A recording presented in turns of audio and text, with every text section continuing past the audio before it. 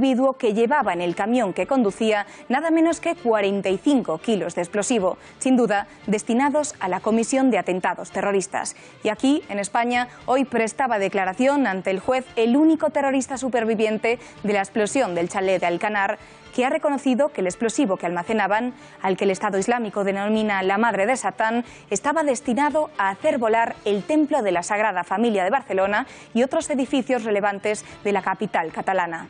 Editorial con Eduardo García Serrano.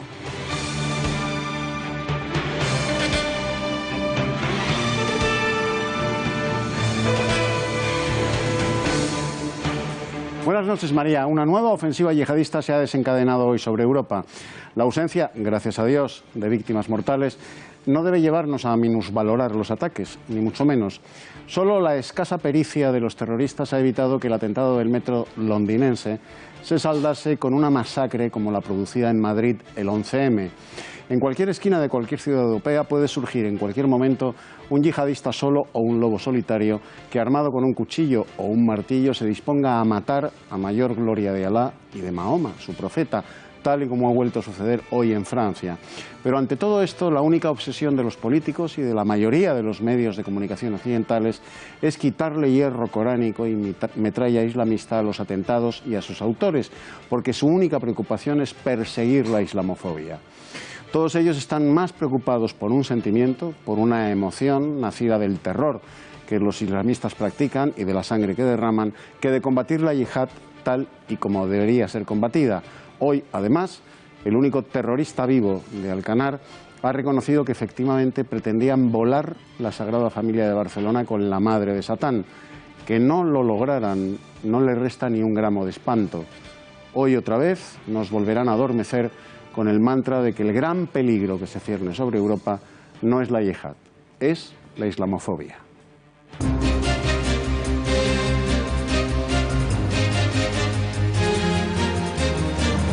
El ministro de Hacienda, Cristóbal Montoro, le da 48 horas de plazo a la Generalitat para que le envíe las facturas de los gastos del gobierno autonómico catalán para comprobar que ni un solo euro está siendo destinado a la organización del referéndum del 1 de octubre. De no hacerlo, una vez vencido el plazo, el gobierno de España intervendrá las partidas de gastos de la Generalitat. Plazo de 48 horas a partir de la publicación del acuerdo. Los líderes separatistas catalanes acuden al rey de España en demanda de ayuda para conseguir sus fines secesionistas. Escriben a Felipe VI denunciando la persecución que dicen estar sufriendo por parte del Tribunal Constitucional y del Gobierno y le piden que intervenga a su favor. Segundo lanzamiento de un misil norcoreano de alcance medio siembra el pánico en Japón, activando las alarmas antiaéreas del norte del país y obligando a sus habitantes a acudir a los refugios antiaéreos. En nuestra sección de tendencias les hablaremos hoy de los planes que tiene la reina Leticia para celebrar su 45 cumpleaños y de las tendencias que nos ha dejado la Semana de la Moda de Nueva York.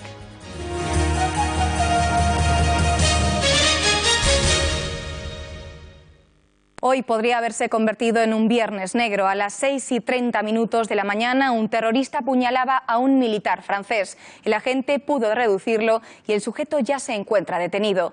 8:30, explosión de una bomba casera en el metro de Londres. Y unas horas después, la policía sueca detenía a un conductor que llevaba 45 kilos de explosivo en un camión. El autor, de unos 45 años, se encuentra detenido.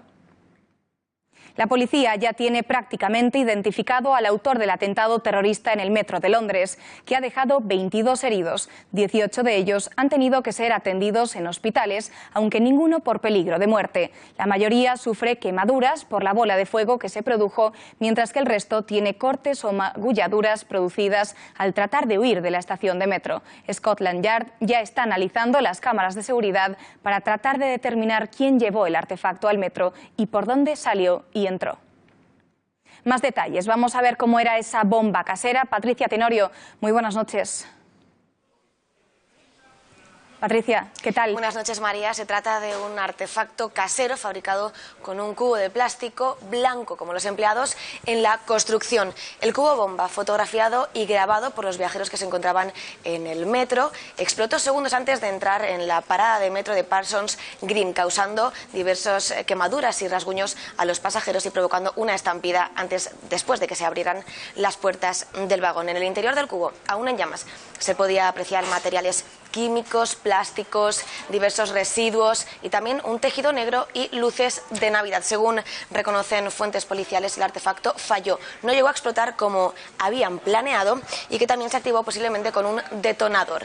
Estas luces de Navidad, según las mismas fuentes, aseguran que son más que actuales en este tipo de artefactos caseros y que además, a pesar de ser inusual, guarda similitudes con atentados anteriores, este tipo de artefactos. Gracias, Patricia.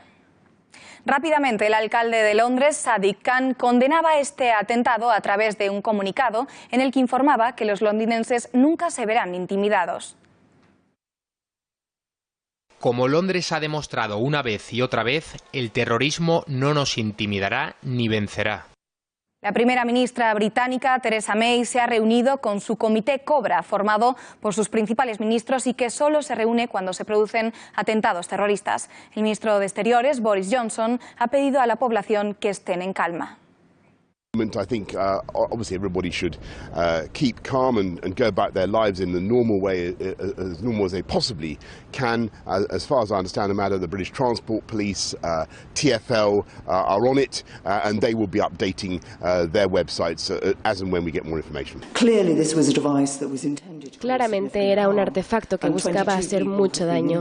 Ha logrado lastimar a 22 personas que ya están siendo atendidas en los hospitales. Los servicios de seguridad estuvieron presentes desde el primer momento en el atentado y la policía ya trabaja para encontrar a los responsables. El gobierno español condena el atentado de Londres y envía su solidaridad a Reino Unido. Así lo ha dicho el ministro de Exteriores, Íñigo Méndez de Vigo, quien asegura que de momento no se han identificado víctimas españolas. Antes que nada, permítame expresar condena, rechazo por la explosión que ha habido en el metro de Londres. Parece un atentado terrorista. No hay todavía noticias fidedignas, pero hemos estado en contacto con el Ministerio de Asuntos Exteriores, que está en contacto con la policía de Londres para interesarse por lo que ha sucedido. Uno de los primeros líderes mundiales en reaccionar ha sido el presidente de Estados Unidos, Donald Trump, quien a través de su cuenta de Twitter calificaba de perdedor, demente y enfermo al autor del atentado. Y en París, los nervios a flor de piel desde las 6:30 de la mañana, cuando se conocía la noticia de que un militar francés era apuñalado por un individuo al grito de Alá es grande. Conectamos ya en directo para saber todos los detalles con Pepe García Serrano Saavedra, quien ha estado siguiendo el suceso durante todo el día. Pepe, buenas noches. Así es, María, muy buenas noches. Como bien decías, un ataque con cuchillo al grito de Alá es grande se ha producido en el centro de París contra un militar de un dispositivo especial antiterrorista desplegado en la capital.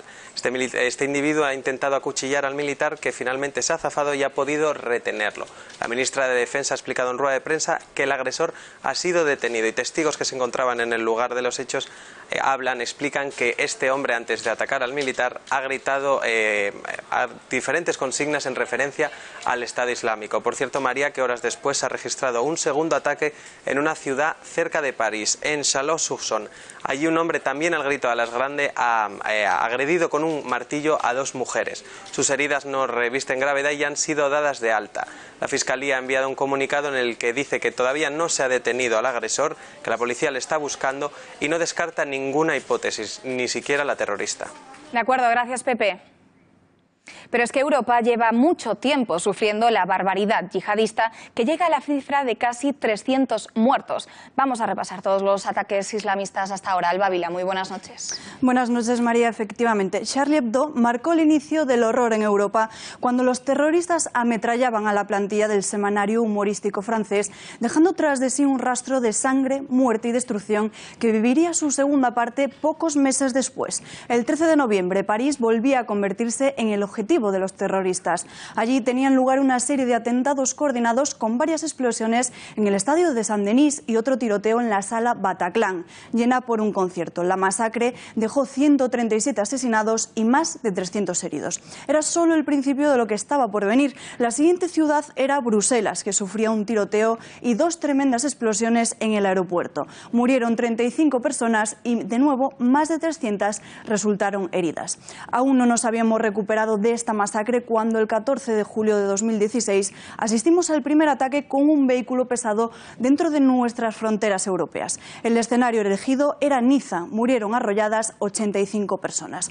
Y ya en vísperas de la fiesta cristiana más importante, el pasado 9 de diciembre, un mercado navideño de Berlín volvía a ser atacado a la manera de Niza. Un atropello masivo dejaba 12 muertos y decenas de heridos. En Londres, el pasado 24 de marzo, un terrorista atropellaba de nuevo a varias personas con un todoterreno y, tras empotrarlo contra el Parlamento, seguía apuñalando a la multitud. Morían 3 personas. Y llegamos ya al 3 de abril. El terrorismo golpeaba Rusia cuando una bomba hacía explosión en el metro de San Petersburgo, dejando 15 muertos y decenas de heridos. El día 10 de ese mismo mes, quien sufría esta vez el terror yihadista era Suecia. Un yihadista atropellaba a varias personas a lo largo de una calle comercial en Estocolmo, donde desgraciadamente morían 4 personas. Días después, el 20 de abril, se produce un ataque en los Campos Elíseos. El agresor se bajó de un vehículo y comenzó a disparar con un arma a los agentes. El suceso termina con un policía muerto, 2 heridos y con el atacante abatido. Más cercano en el tiempo encontramos el atentado de Manchester el pasado 22 de mayo, donde un yihadista se inmolaba en el concierto de la cantante Ariana Grande y que se llevó la vida de 22 personas, entre ellos varias mujeres y niños. El 3 de junio, otra vez Londres se convertía en el objetivo del Islam, concretamente en el puente, con un atropello y apuñalamientos de 3 atacantes, que terminó con la vida de 11 personas y entre ellas los 3 terroristas. 3 días después, en Francia, donde un hombre con un martillo hirió a un policía. El terrible suceso, por suerte, no se llevó la vida de ningún civil. El 18 de junio, el terrorismo sacude otra vez la ciudad inglesa, con un muerto y 10 heridos en una mezquita al norte. En Hamburgo, el 29 del mismo mes, se atacaron indiscriminadamente a las personas que se encontraban en un supermercado en la zona norte de la ciudad. Este ataque acabó con la vida de una persona y 8 resultaron heridas. Fue el pasado 17 de agosto cuando sufríamos el terror en nuestras propias pieles. Por primera vez, los yihadistas cruzaron las fronteras españolas para atentar en Barcelona y en Cambrils. Más de 150 heridos y fallecieron 16 personas, además de los 8 terroristas abatidos. A esto se suman los ataques de hoy, María. Gracias, Alba. Tremendo, sin duda. Gracias por ese recopilatorio. Y hoy ha declarado por segunda vez ante el juez el yihadista superviviente de la explosión del chalet de Alcanar. Ha reconocido que la célula estaba esperando a que se secaran los explosivos que estaban fabricando en la casa con 500 litros de acetona que habían comprado a primeros de mes para cometer un ataque de gran envergadura a monumentos e iglesias de Barcelona, entre ellas la Sagrada Familia. Tras ver estas cifras, hemos querido sacar nuestros micrófonos a la calle para saber si los ciudadanos de a pie temen esta amenaza yihadista. Hemos salido a la calle para preguntar a los ciudadanos qué opinan sobre las medidas que está tomando la clase política europea sobre el islamismo radical y si tienen miedo de un avance rápido de este después de los sucesos de hoy. Creo sinceramente que no. O sea, yo no soy política, no sé. Creo que no estoy capacitada para decir qué medidas concretas, pero es que creo que no están tomando ninguna y alguna tendrían que tomar. Creo que hay que ser mucho más estrictos en el control de fronteras, en el control de los imanes y en el control de las mezquitas. Pues ahora mismo es muy complicado y no sabría decirte una respuesta exacta, pero deberían de ser más duras, más concretas, más severas y ya mismo. Miedo no tengo, pero sí un poquito de temor o resquemor, sí un poquito. Creo que no está tomando las suficientes medidas ni el suficiente interés para erradicar esto. María, todas las que existen y están alrededor. Pues yo creo que había que tomar más todavía, más vigilancia. Miedo no, pero bueno, preocupación siempre queda. Yo personalmente no tengo miedo a ellos no los tengo miedo, pero a lo que han hecho, sí. No debería de ocurrir esto, ni tener miedo a nadie, a esta gente, a nadie, miedo a ellos. A lo que hacen, sí.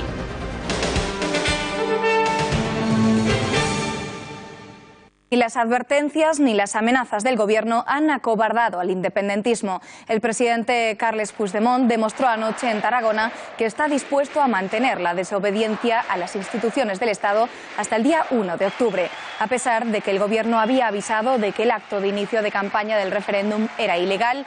Carles Puigdemont, Oriol Junqueras y el resto de líderes reunieron a miles de personas sin ningún impedimento. Puigdemont ha hecho un llamamiento a votar en el referéndum independentista ilegal. El presidente autonómico ha señalado que votarán el 1 de octubre para poner luz a la oscuridad. Por su parte, el vicepresidente del Gobierno autonómico, Oriol Junqueras, ha afirmado que ante las amenazas del Estado para impedir el referéndum suspendido por el Constitucional hay que responder con firmeza. Digueu-los a la gent que no apostin pel qui ens volen deixar les fosques, que surtin, que agafin una papereta i no només que votin, sinó que decideixin posar llum a una foscor que ja fa massa anys que dura. Fem-ho per nosaltres, fem-ho pels nostres avantpassats i fem-ho sobretot pels catalans que han de venir. Visca Catalunya! Arribem en aquest moment segurament més forts del que molts haurien pensat i amb tota certesa molt més forts dels que molts voldrien. I arribem més forts com ho demostra el fet que davant de cada una de les amenaces que ens llencen responem cada vegada amb més fermesa. Ultimátum de 48 horas que le ha dado el Gobierno a Puigdemont para que apruebe un acuerdo de no disponibilidad presupuestaria sobre el presupuesto autonómico. Si en ese plazo no adopta la medida, el Estado asumirá el pago de las partidas que no estén vinculadas a servicios públicos esenciales como nóminas, sanidad, educación y servicios sociales. 48 horas a partir de la publicación del acuerdo, adopte y comunique al Ministerio de Hacienda y Función Pública un acuerdo de no disponibilidad sobre su presupuesto que afecte a todos los créditos presupuestarios no vinculados con servicios públicos fundamentales. El Gobierno va a tomar el control casi total de las cuentas de la Generalitat. El Consejo de Ministros ha aprobado una serie de acuerdos que establecen un novedoso sistema de pagos por el que el Estado sustituye a la comunidad autónoma en la mayoría de los pagos esenciales. El Ejecutivo asegura que de esta manera garantizará el servicio público al máximo, ya que no se fía del Gobierno autonómico catalán. El Consejo de Ministros tiene previsto aprobar este viernes nuevas medidas de control del gasto de la Generalitat de Cataluña. Entre estas actuaciones, el Gobierno se plantea la posibilidad del pago directo por parte de Hacienda de los proveedores del Gobierno catalán, como es el caso, entre otros, de las más de 3.000 farmacias que existen en esta comunidad. Estas medidas llegan después de que el vicepresidente de la Generalitat, Oriol Junqueras, se haya negado a remitir los informes semanales de sus pagos al Gobierno. El ministro de Economía, Cristóbal Montoro, exigió este listado para comprobar que la Generalitat no destinaba ningún dinero público al referéndum del 1 de octubre. Mientras, esta pasada noche los líderes de los partidos soberanistas arrancaban la campaña electoral para el referéndum. Lo hacían con un mitin ilegal en la antigua Plaza de Toros de Tarragona, en el que se congregaron más de 8.000 fieles. 16, 17, 18 dies del referèndum, algú creu, sincerament, que el dia 1 d'octubre no votarem? Però en quin país es pensen que som? Quina mena de gent es pensen que som els catalans? Con la campaña del sí en marcha, el presidente del Gobierno, Mariano Rajoy, viaja este viernes a Barcelona. Será su primer desplazamiento a Cataluña desde que el Tribunal Constitucional anulase la convocatoria del 1 de octubre.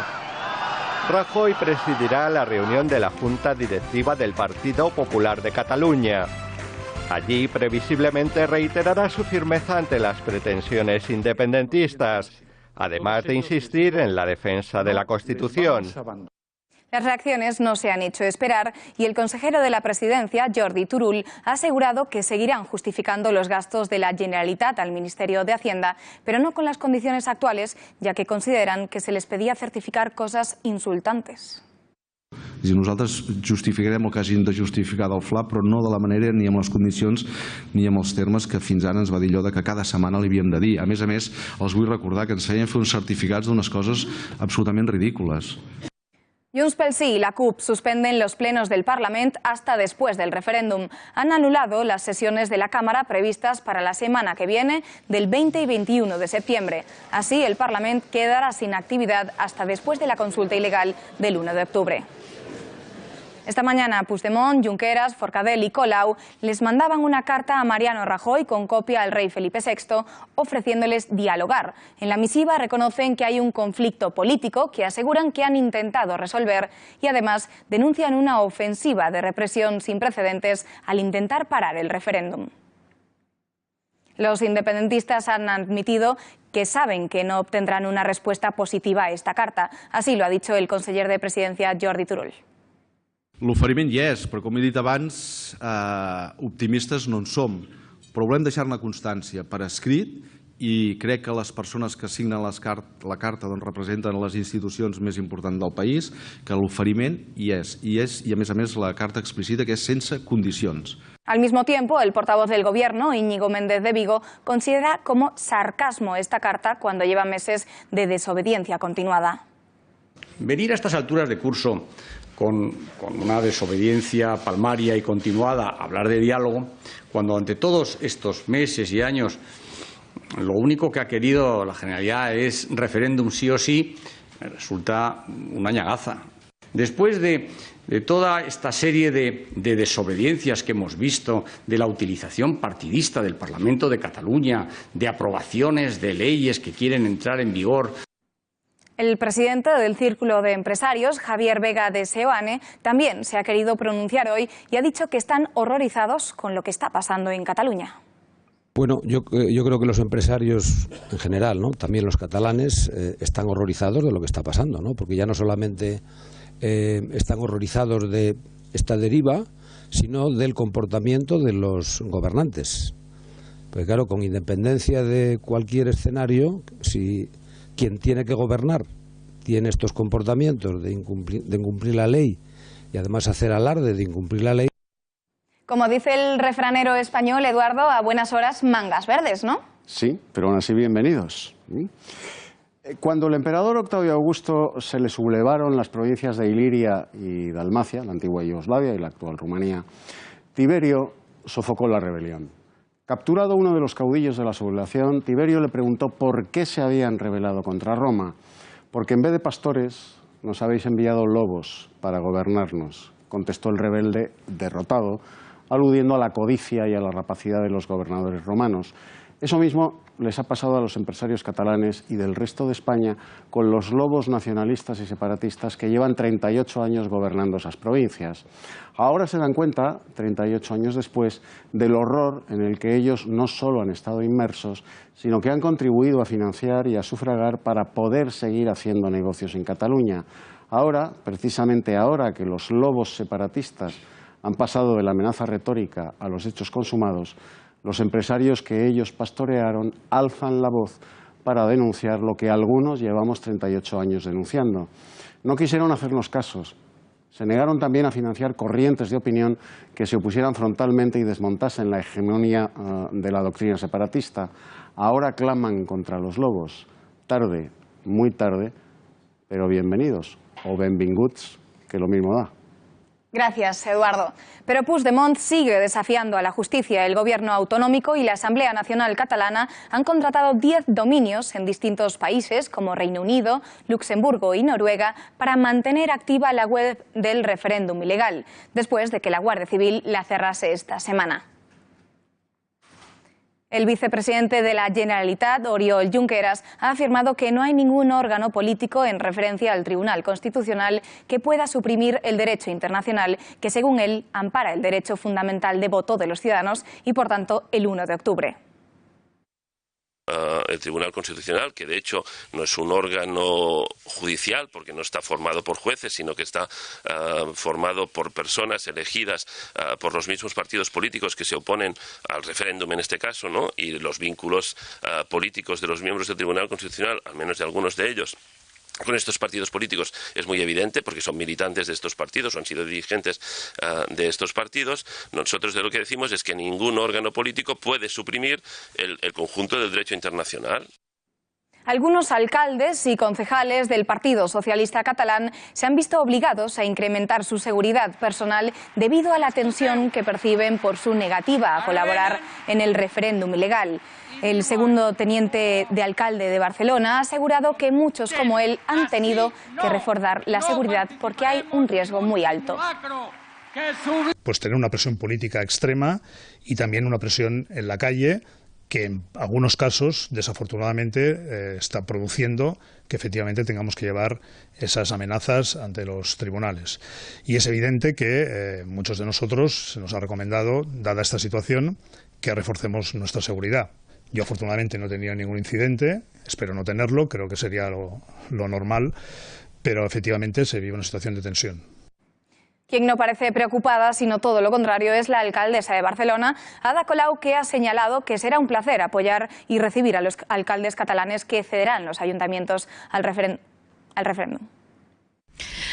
Bé, doncs no estic entre aquestes primers 700 i escaig alcaldes i alcaldesses amb qui mostro tota la meva solidaritat i suport, no només com a ciutadana, sinó com a alcaldessa de Barcelona. El Ayuntamiento de Barcelona ha adjudicado 4,5 millones de euros sin concurso público ni el control de la intervención. Para ello se ha servido de Barcelona Regional, una empresa pública de planteamiento estratégico, urbanismo e infraestructuras de las que la alcaldesa es presidenta desde que una querella de la Fiscalía por una supuesta malversación provocara la salida de su predecesor, el exteniente de alcalde de urbanismo, Antoni Vives. El Ayuntamiento catalán posee un porcentaje de acciones de la empresa y gracias a esto Colau les concede encargos directos sin necesidad de pasar por un concurso público al que otras empresas puedan acceder.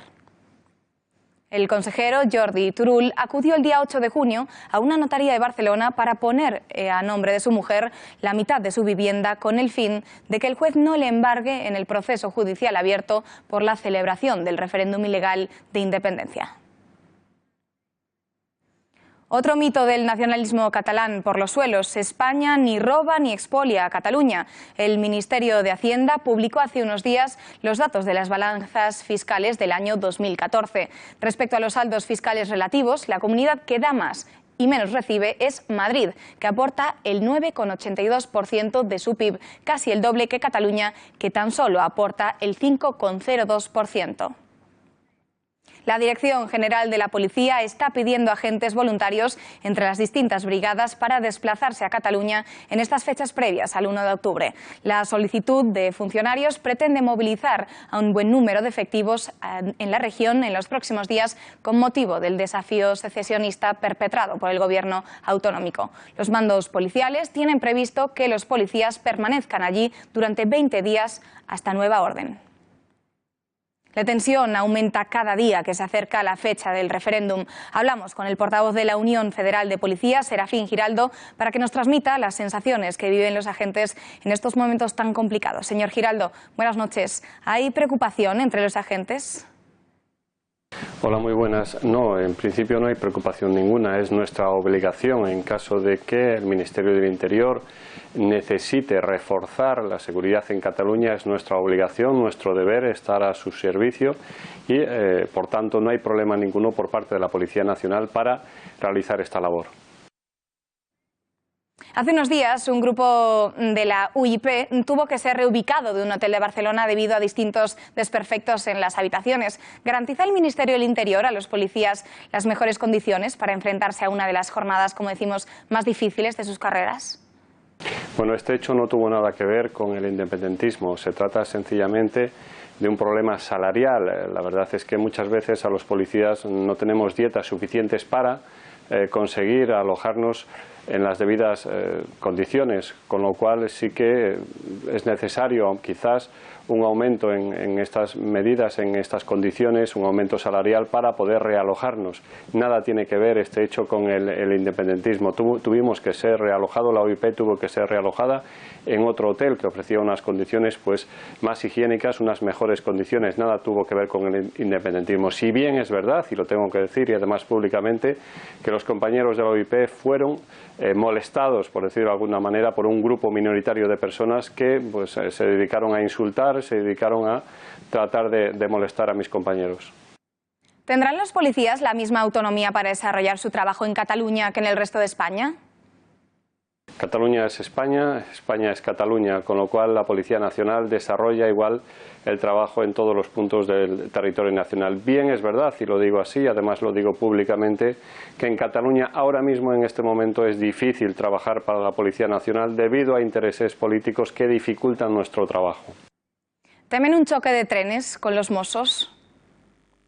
No, en absoluto, para nada. Los Mossos son otra fuerza y cuerpo de seguridad. Ellos están obligados, al igual que la Policía Nacional, a cumplir la legalidad. Ellos están, además, ha solicitado el fiscal, en alguna medida están advertidos que tienen que cumplir la legalidad. No es necesaria esta advertencia, pero en ninguna medida tememos un choque con los Mossos. Es más, nuestra labor es la misma, garantizar la seguridad ciudadana, salvaguardar las leyes y cumplir con los dispositivos, los mandatos judiciales. Señor Giraldo, muchas gracias por haber atendido las cámaras de este informativo. Buenas noches.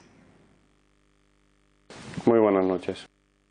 Y el líder de Podemos ha puesto el grito en el cielo por la prohibición de la cesión del local del Ayuntamiento de Madrid para la celebración de un acto a favor del separatismo catalán. Al mismo tiempo, Podemos se pone del lado de los antisistema de la CUP y del resto de los independentistas. ¿Por qué le resultaría rentable a Pablo Iglesias la destrucción de España si aspira a gobernarla? ¿No es una contradicción?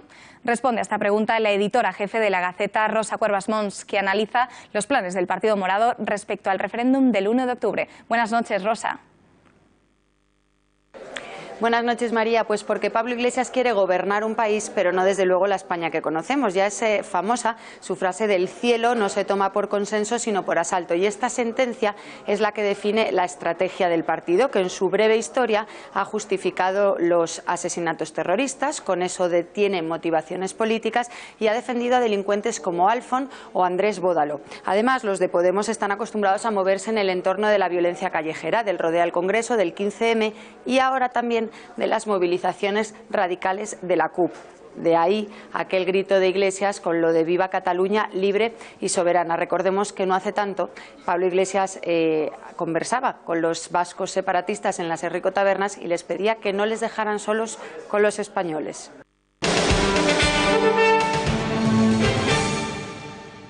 La Fundación María Eugenia Yagüe ha premiado al Grupo Intereconomía con el título de Hombre Cabal en la persona de su presidente, Julio Ariza. El acto se celebrará el próximo domingo 17 de septiembre en la Hermandad de Antiguos Caballeros Legionarios de Barcelona. Entre otros premiados destacan el Ejército de Tierra, la Policía Nacional y la Guardia Civil. Tenemos con nosotros a la presidenta de la Fundación, doña María Eugenia Yagüe. Muy buenas noches, bienvenida.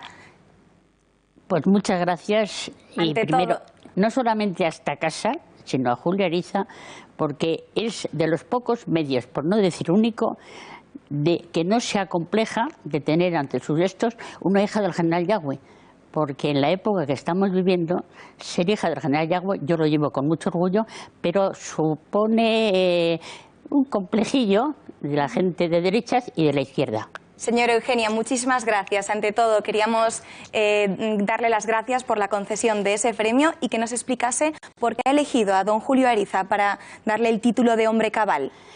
La idea que tiene el título de Hombre Cabal es hombre, no como hombre y mujer, que yo estoy hasta la coronilla de abogado y abogada, de todo, no sé, hombre como ser humano, que hay mujeres y hombres. Entonces, cabal dice la palabra. Entonces creo que esta casa y Julio Ariza lo he dicho al principio, no se acompleja de tener aquí a una hija del general Yagüe, porque claro, soy la hija de quien soy y eso molesta y escuece. Y como yo llevo mucho orgullo ser quien soy, pues lo que yo digo y lo que dice esta casa escuece mucho, pues que se arrasquen, porque vamos a seguir diciendo caña y vamos a seguir dando caña. ¿Ha encontrado usted algún medio de comunicación, hombres cabales, capaces de hacer frente a la verdad histórica? La primera, esta, y no creo que encuentre otra. El Grupo Intereconomía pues busca permanentemente el equilibrio que siempre nace de la verdad de los hechos, de la verdad de la historia. ¿Cree usted que nosotros hemos mantenido en contra de la Ley de Memoria Histórica ese objetivo respecto a la figura del general Yagüe? Hombre, aquí lo he defendido más de una vez y más de dos. Yo os voy a decir que, de entrada, yo cuando tengo una dificultad, no sé por qué, yo creo que es posible que sea mi padre de allá arriba, que me cierran puertas, pero me abren más. Este acto se iba a hacer en Burgos, en la Plaza de Capitanía. Pedimos autorización al ayuntamiento para poderlo hacer y estamos esperando la contestación. Entonces, a primeros de año, la Hermandad de Legionarios nos invitó a asistir y dije, esta es la mía, vamos a Barcelona. O sea, es mucho mejor cuadro el hacerlo en la Hermandad de Legionarios que hacerlo en Burgos. Y lo siento porque para mí, Burgos, no hablo del pueblo de Burgos, ¿eh? Esto es la frase del Cid, que buen vasallo si fuera un señor. Pues eso es lo que estamos haciendo. Señora Eugenia, y cuéntenos un poco cómo se va a desarrollar ese acto en el que Julio Ariza va a recoger ese galardón. Bueno, va a ser un año, vamos, hemos unido el 97 aniversario de la Legión y va a ser una fiesta, un acto castrense, y en ese acto castrense entramos la Fundación Yagüe, que por cierto es María Eugenia Yagüe, pero como es muy largo, le llaman la Fundación Yagüe, que alguno también se escuece mucho más, ¿eh? Por eso es Yagüe solamente, ¿eh? Entonces, se va a entregar el premio, es una cosa muy sencilla, es sobre una base de madera, es el medallón, que es la cara de mi padre, y por la parte de atrás es nuestro logotipo, que es la fuente de Doña Mari, porque Doña Mari es mi madre. Entonces, ese medallón estaba en un monumento en Soria, que mi padre hizo muchas cosas por Soria, por San Leonardo y por Burgos. En Soria hizo muchísimo. Entonces, ese medallón estaba en un monolito, por la Ley de Memoria Histórica lo quitaron. Lo recuperamos y ese es el medallón. O sea, el que no quiere taza, pues va a tener 2 tazas cada vez que eso. Se está haciendo una cosa muy bonita y creo que sí. Eduardo, gracias por haberte sentado con nosotros. No sé si quieres preguntarle algo más a doña Eugenia. No, primero, mi satisfacción como periodista y trabajador de Intereconomía por la concesión de este premio. Yo creo, esto no es un acto de inmodestia, creo que absolutamente merecido, como hombre cabal en la figura de nuestro presidente Julio Ariza, que es el único presidente de grupo mediático que hay en España, que como bien ha dicho María Eugenia Yagüe, no se acompleja, no se amilana ante la presión de lo políticamente correcto y el lenguaje hegemónico que se desprende de la corrección política. En esta casa, María Eugenia, y tú lo sabes muy bien, hemos perseguido siempre la verdad, sin identificarnos políticamente con esa verdad necesariamente, pero la verdad, a partir de la entrada en vigor de la Ley de Memoria Histórica, empezó una persecución a la figura del general Yagüe, soslayando además toda su obra social gigantesca posterior a la finalización de la Guerra Civil, y en esta casa, sin comulgar necesariamente con la figura política y militar del general Yagüe, sí hemos reivindicado la verdad del general Yagüe. De ahí, imagino, que nace fundamentalmente el premio de hombre cabal a Julio Ariza, la búsqueda de la verdad en cualquier cuestión y sobre cualquier figura de nuestra historia. Mira, otro de los que se les va a dar también el título de hombre cabal es precisamente a un señor, igual que Julio Ariza, en que en San Leonardo había un monumento, por la Ley de Memoria Histórica se lo cargaron. Y este señor, que es la Fundación Gaselet, cogió las esculturas y se la llevó a Melilla. Ha montado el monumento en Melilla, hombre cabal. Entonces se les da Y por supuesto son así, y van a salir siendo así todos. A las víctimas del terrorismo se les ha dado exactamente lo mismo. Son gente íntegra, gente en que escuece lo que dicen y lo que hacen, y que por supuesto mientras esto siga así vamos a seguir en la misma línea de conducta. Repito, si les escuece, pues que les escueza, porque vamos a seguir. Pues doña María Eugenia Yagüe, muchísimas gracias en nombre de don Julio Ariza y también en nombre de todos los trabajadores de Intereconomía por ese premio, por haber estado aquí. Muy buenas noches. Gracias a vosotros y seguimos viendo. Adiós.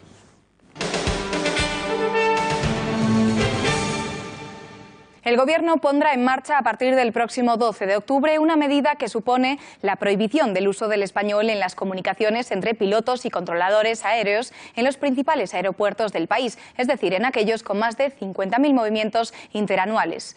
Según la Dirección General de Aviación Civil, órgano asociado del Ministerio de Fomento, desde esta fecha solo será posible hablar en inglés en las comunicaciones de los aeródromos, aunque se aplicará únicamente a pilotos y controladores. Los sindicatos de pilotos no han tardado en mostrar su disconformidad a esta medida. Hablamos con el presidente del Sindicato Español de Pilotos de Líneas Aéreas, Javier Gómez. Señor Gómez, buenas noches. Buenas noches. ¿Qué sentido tiene que un piloto español y un controlador español no puedan usar su lengua común? No tiene ningún sentido, puesto que si en el espacio aéreo en ese momento no se encuentra ninguna aeronave no hispanohablante, no tiene sentido que obligatoriamente tengan que hablar en inglés. ¿Qué cree que hay detrás de esta decisión? Por lo que nos han informado, es una cuestión política. ¿Y responde esta medida a algunos motivos de seguridad? Parece que es justo lo contrario. Pues estamos intentando que se realice un estudio de seguridad más profundo. Nosotros hemos colaborado durante 2 años con la Agencia Estatal de Seguridad Aérea y hemos elaborado un informe en el cual se demuestra que no hay mayor seguridad por hablar en inglés, sino todo lo contrario, hablando en español hay mucha más fluidez. Claro, ¿y cuáles van a ser los principales problemas que presente hablar solamente en inglés? Pues en caso de una situación de emergencia o de urgencia, los servicios que nos tienen que atender en tierra, ya sean los bomberos, ambulancias y otro personal, pues van a poder estar en todo momento al tanto de las conversaciones y de las inquietudes que tiene el piloto que se encuentra en emergencia. Señor Gómez, buenas noches entonces. Gracias. Buenas noches.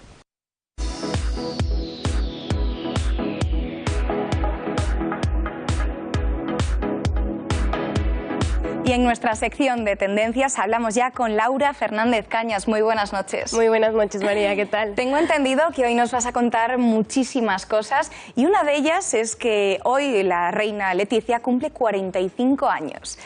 Cuéntanos cómo va a celebrar su cumpleaños. Pues de manera muy distinta a lo que nos tiene acostumbrados. Como sabemos, en los pasados cumpleaños desde hace 13 años que es reina, siempre lo había hecho de manera pública, cumpliendo con su agenda, asistiendo a eventos siempre de la mano del rey Felipe, pero esta vez va a ser completamente distinto. Primero, porque el rey Felipe no va a estar presente en su cumpleaños porque está cumpliendo con su agenda en Cádiz y ella ha decidido borrarse todos los eventos y todas las responsabilidades de este día tan importante para ella y pasarla con sus hijas de forma íntima, de forma privada. Recordemos que su cumpleaños pasado nos regalaron unas imágenes de celebración en la inauguración del Palacio Real. Pues esta vez no la vamos a ver eso cumpliendo 45 años porque va a estar celebrándolo de manera muchísimo más familiar.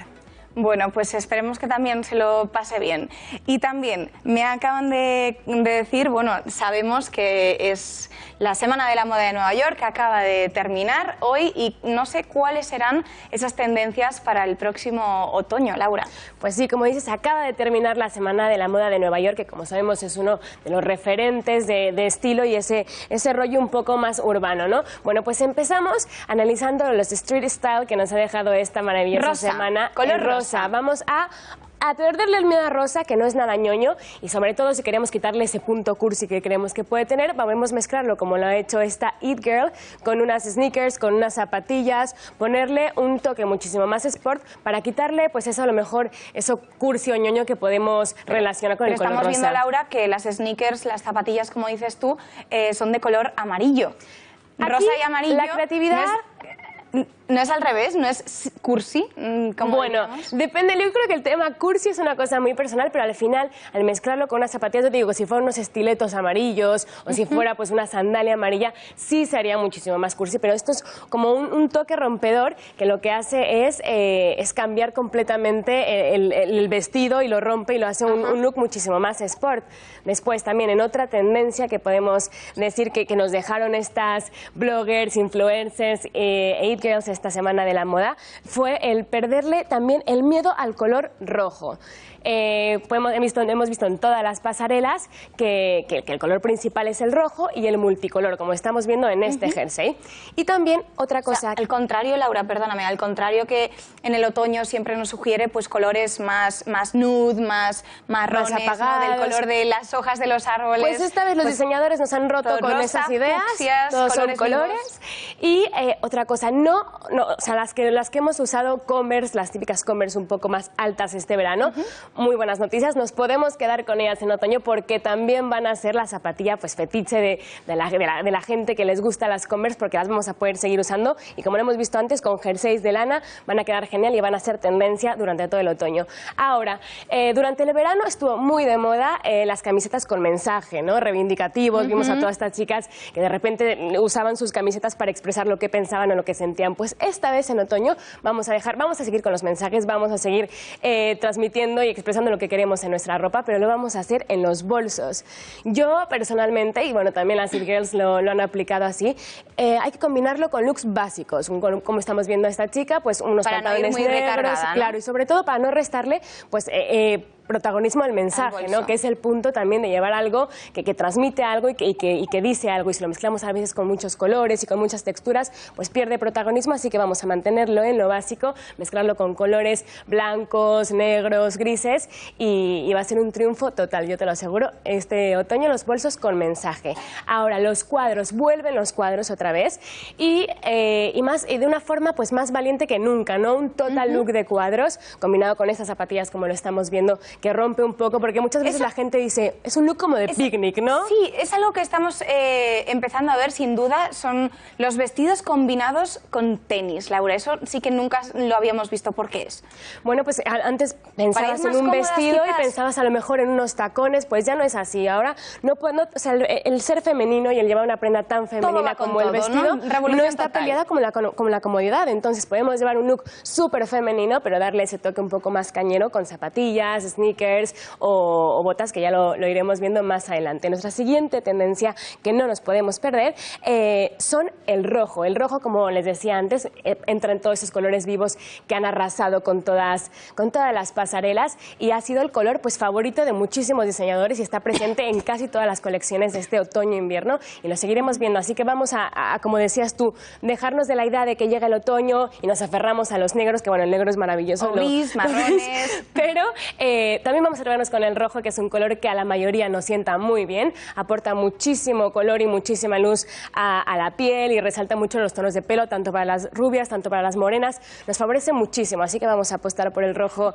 esta temporada y seguro que nos va a encantar. Al punto sueles atreverse muchas veces, es decir, lo típico de llegas a una tienda, nunca me lo pondría, pero luego te lo pones, claro, y dices, llevo toda mi vida tenía sin la idea esto. de que esos colores vivos pues te sientes más cómoda, ¿no? Llevándolos, por ejemplo, en verano, ¿no? Que es así, pues hace sol, es todo como más... Claro, pero que lo que decía, estamos en esta más morena, época en todo queda mejor y no te da pues esa vergüencilla de enseñar pues las piernas o los brazos porque estás muy blanquita pues o lo que sea. No. Entonces ahora dejabas esos colores pues un poco para el verano. Pero volvemos todo con vale. todo vale y mientras más contraste haya, mejor va a ser y un look más potente y con más protagonismo vamos a conseguir. Entonces vamos a atrevernos también con colores. El último, esto sí que es para valientes.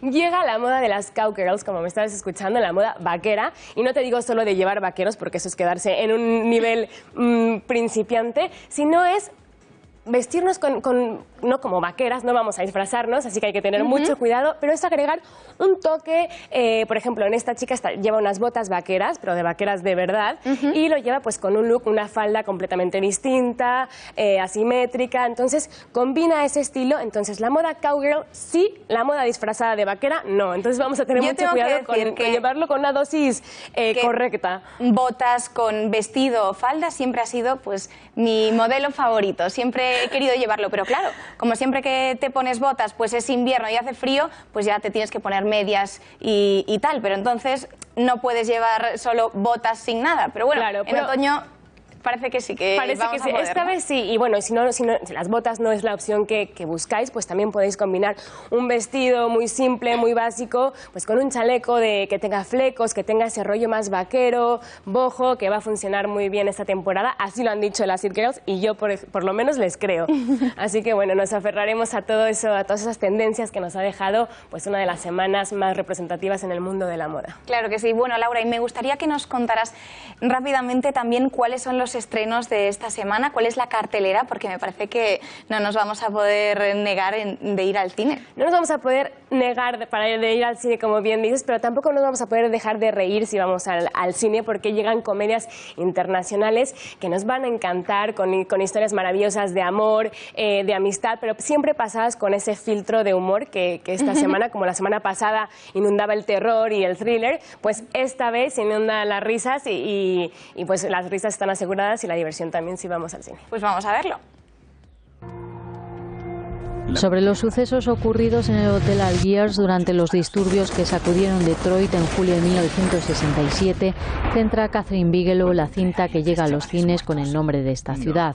Un drama sobre racismo basado en hechos reales y recreado con toda su crudeza. Sí.